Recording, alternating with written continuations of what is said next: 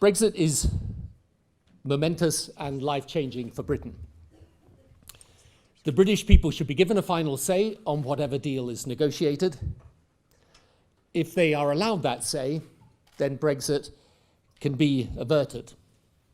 And I and many others will work passionately for that outcome. But today, I want to say here in Brussels why Brexit is also bad for Europe and why European leaders share the responsibility to lead us out of the Brexit cul-de-sac and find a path to preserve European unity intact. For the first time since its inception, a nation, and a major one at that, will have disrupted the onward march of European cohesion, left the European Union, and will have done so apparently for reasons of principle at odds with the whole rationale for the Union's existence. Britain without Europe will lose weight and influence, for sure. But Europe without Britain will be smaller and diminished, also for sure. And both of us will be less than we are and much less than we could be together. In politics, there's a kind of fatalism which can often overwhelm what is right by making the right course seem hopeless or even delusional. So it is with Brexit. In the UK, we are told that the people have spoken and that to interrogate the question further is treachery. The will of the people is deemed clear and indisputable, though what that will means in practice, given the complexity of Brexit, the multiple interpretations of it, and the differing consequences of each version, is with every day which passes not clear at all. But nonetheless, we're told we must just do it. And in Europe, there is often a sorrowful shaking of heads and a shrugging of shoulders when what we need is strong, engaged leadership to avoid a rupture which will do lasting damage to us both. Now, I understand European reticence. Until Europe sees real signs that there could be a change of mind in Britain, why should it contemplate the possibility of change in Europe? However, the argument in Britain is far from over. Actually, right now it's in flux. See the speech of Jeremy Corbyn this week. What I call the dilemma of the negotiation, close to Europe to avoid economic damage, but therefore accepting its rules, or free from Europe's rules, but therefore accepting economic damage, is finally prizing open the discourse in Britain. And it's a binary choice. The cake will either be had or be eaten, but it won't be both. And the dilemma then divides the Brexit vote. Many of those who voted Brexit want a clean break from Europe, even if there's economic difficulty as a result, and even if it sours the politics of Ireland. But many others would not want it if there were an economic cost, and would certainly believe that peace in Ireland should be protected. Outside commentary often underestimates the fact that at some point this year, the government have got to put a vote to Parliament and win it. They will, of course, try to fudge. But as we are seeing, this cake is quite resistant to fudge. After last June's general election, winning this vote will be much tougher than is commonly understood. And for once, Parliament in this equation can be more decisive than either government or opposition. There are three legs to the stool upon which could sit a reconsideration of Brexit. The first is to show the British people that what they were told in June 2016 has turned out much more complex, more costly than they thought. This leg is looking increasingly robust as time goes on. The second is to show that there are different and better ways of responding to the genuine underlying grievances beneath the Brexit vote, especially around immigration. This leg is easy to construct, but needs willing workers. The third is an openness on the part of Europe to respond to Brexit by treating it as a wake-up call to change in Europe and not just an expression of British recalcitrance. This is the leg to focus on today. The stool needs all three legs. For Europe, the damage of Brexit is obvious and not so obvious. In obvious terms, though the economic pain for Britain, especially of a clean break Brexit, is large, the cost to Europe is also significant and painful. 1 in 7 German cars, for example, sold in Britain, and goods exports in total are worth 3.5% of German GDP. The figure for Ireland is 14%, for Belgium over 7%. Britain is a huge market for French produce of many kinds and a top 3 export partner for 10 EU members, including Italy and Spain. For example, around 200,000 Dutch jobs are involved in trade with the UK. There are some 60 direct flights between London and Amsterdam every day. According to the Dutch government agency CPB, a hard Brexit could make every Dutch person around 1,000 euros poorer. A Europe in which Britain finds it harder to be the financial centre for European business, it will be deeply damaging for Britain, but it will also impede the economy of Europe. Estimates of the long-term effect on European growth vary, depending on the version of Brexit chosen, but they vary from bad to very bad. In short, no one I've spoken to in the investment community, from the United States through to China, thinks this is a good idea for Britain or for Europe. Because of these effects, some in Britain believe that therefore Europe will bend its negotiating stance and allow Britain largely unfettered access to Europe's single market without the necessity of abiding by Europe's rules. This won't happen, quite simply because it can't. To do so would risk unraveling the single market and a return to precisely the system that was in place before Europe wisely and in the interests of its economy, and with, of course, the successive British governments urging, decided to create the single market. But the damage to Europe of a political nature is, to my mind, even more deleterious. For Schuman and other founding fathers, the project of European Union was a project of peace. Cooperation in Europe being the alternative to the wars which had ravaged Europe and the world in the first half of the 20th century.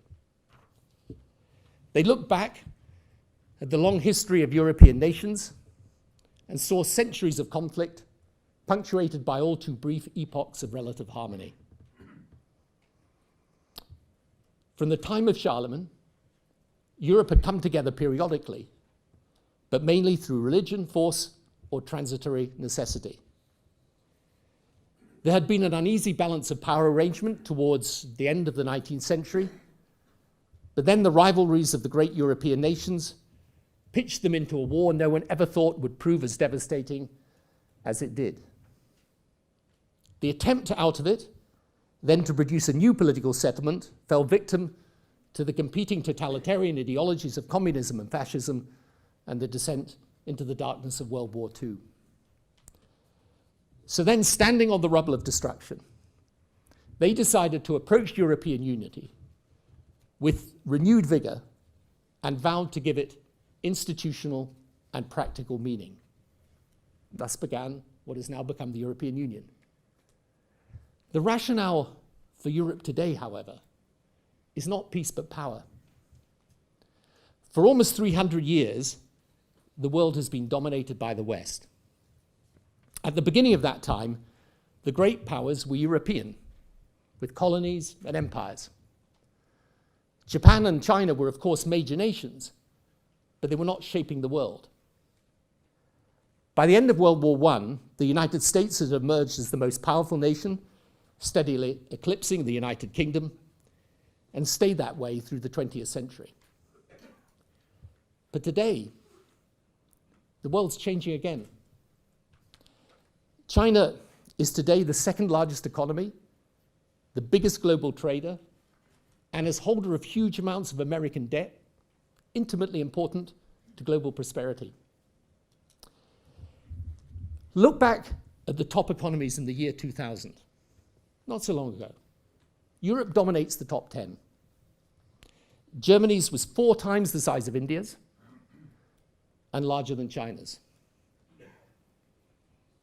Mexico, Brazil, Indonesia, distant specks on the horizon far behind. By 2016, the situation has already changed dramatically.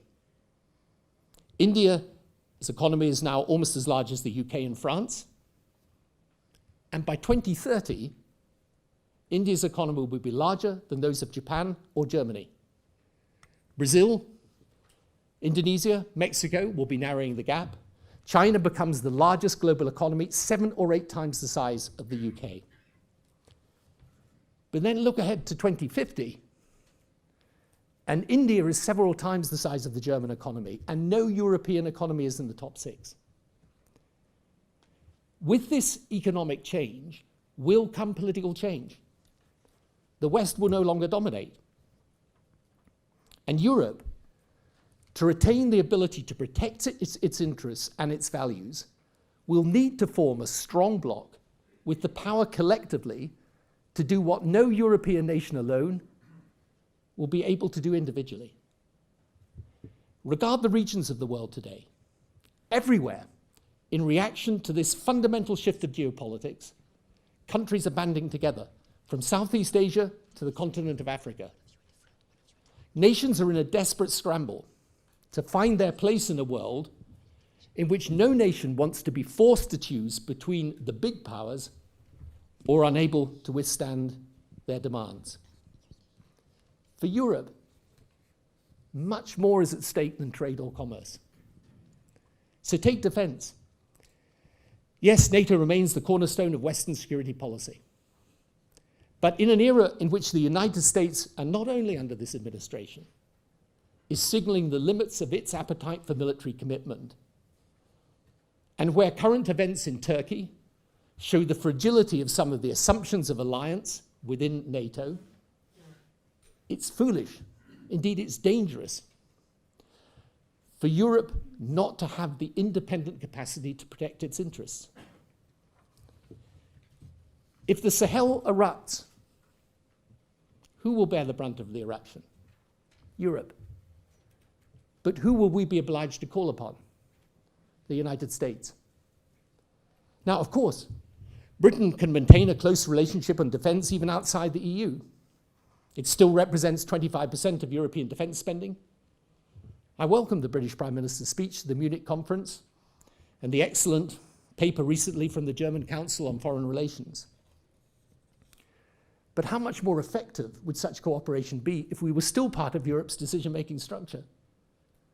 And instead we're in the surreal position of proclaiming our desire for tighter European cooperation in defense just as we withdraw from Europe's political framework for doing so.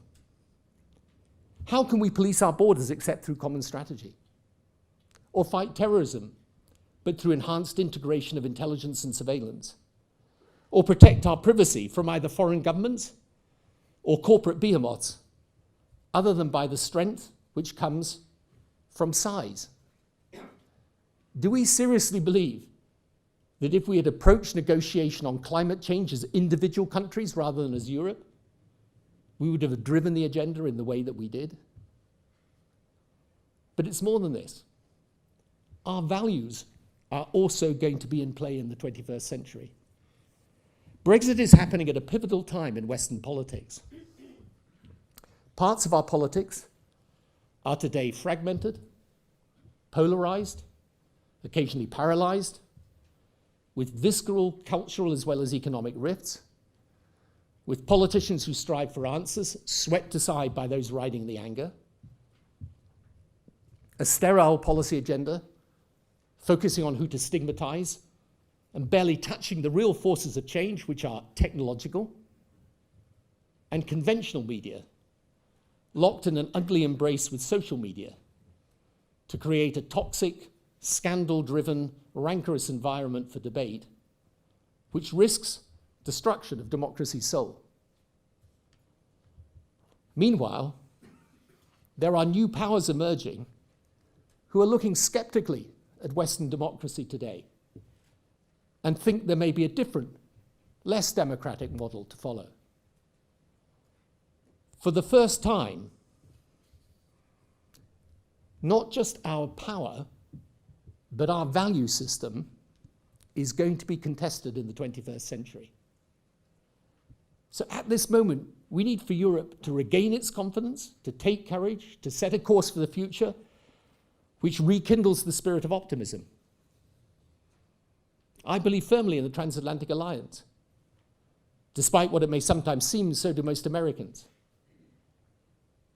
In the new geopolitics, we need each other for reasons just as compelling as those which thrust us together in the early 20th century.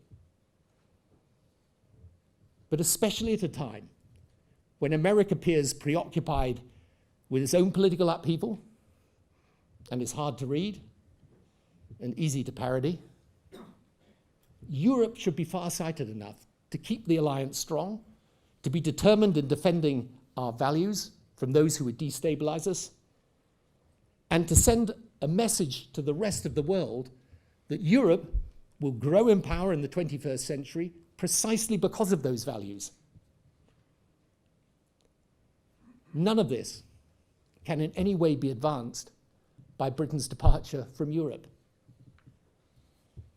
It rips out of Europe one of the alliance's most sustained advocates. It weakens Europe's standing and power the world over. It reduces the effectiveness of the single market by removing from it Europe's second largest economy. And Britain, out of Europe, will ultimately become a focal point of disunity when the requirement for unity is so manifest. No matter how much we try, it will create a competitive pole to that of Europe, economically and politically, to the detriment of both of us. More contentiously, I believe it risks an imbalance in the delicate compromise that is the European polity. Britain supports the nation state as the point of originating legitimacy for European integration. Others are more comfortable with the notion of ever closer union, leaving over time to a more federal structure. But the truth is that the anxieties which led to the Brexit vote are felt all over Europe. They're not specific to the British. Read the latest Eurobarometer of public opinion. In many countries, similar referendums might have had similar results. Now look, I know from experience that Britain is often the argumentative partner who speaks up, but there is frequently a large group of others sheltering behind us, glad that there is a voice in the room articulating what others think but are shy of saying. Even the famed Franco-German motor can need British spare parts and lubricants, even if they come with the odd bit of grit. And from time to time, British mechanics can work with others to create a backup engine. President Macron has sensibly proposed a series of Europe-wide debates on Europe's future in recognition of these strains in European politics. But these will not work, however, if they become merely a way of explaining to European citizens why their worries are misplaced. It should be a real dialogue. The populism convulsing Europe must be understood before it can be defeated. Immigration is a genuine fear with causes which cannot be dismissed. Many feel the European project is too much directed to the enlargement of European institutions rather than to projects which deliver change in people's daily lives. There is much good work done by this and the previous Commission to reduce regulation and bureaucracy, unfortunately usually ignored or overshadowed. But we should recognize this is still an issue to people all over Europe. The things Europe is doing to build its capability to make the lives of Europeans better in energy, digitalization, infrastructure, education, defense and security need to be driven forward with much greater intensity. And the difference between those in the Eurozone and those outside it will require different governance arrangements. So Europe knows it needs to reform. And reform in Europe is key to getting Britain to change its mind. There should surely be a way of aligning those two perspectives. A comprehensive plan on immigration control, which preserves Europe's values, but is consistent with the concerns of its people and includes sensitivity to the challenges of freedom of movement principles, together with a roadmap for future European reform, which recognizes the issues underpinning the turmoil in traditional European politics and is in line with what many European leaders are already advocating. That would be right for Europe and timely for the evolving British debate on Brexit. If at the point Britain is seized of a real choice, not about whether we like Europe or not, the question of June 2016, but whether on mature reflection, the final deal the British government offers is better than what we have now. If at this moment, Europe was to offer a parallel path to Brexit of Britain staying in a reforming Europe, that would throw open the whole debate to transformation. Now, people will say it can't happen. To which I say in these times of politics, anything can happen. In any event, it depends on what magnitude of decision you think this is. There are errors in politics of passing significance, and there are mistakes of destiny. If we believe, and I do, that this is of the latter kind, we cannot afford passive acquiescence. Those whose vision gave rise to the dream of a Europe unified in peace after centuries of war, and whose determination translated that dream into practical endeavor, theirs are the ghosts that should be our inspiration today. They would not have yielded to fatalism, and neither should we. We have months, perhaps weeks, to think, plan, and act. And let's be clear about one final thing. Even if Brexit is Britain's future, and yours is a European Union without Britain, we can't alter our geography, history, or manifold ties of culture and nature.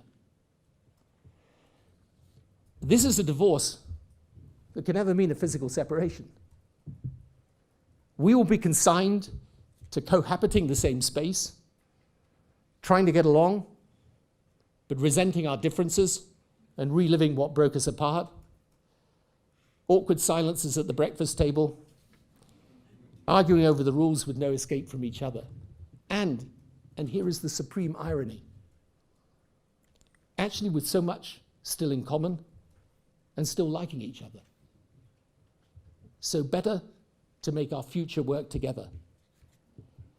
If we don't, I believe in time a future generation will, but their verdict on ours will be harsh, for time wasted and opportunity spurned. It doesn't take a miracle. It takes leadership. And now is when we need it. Thank you.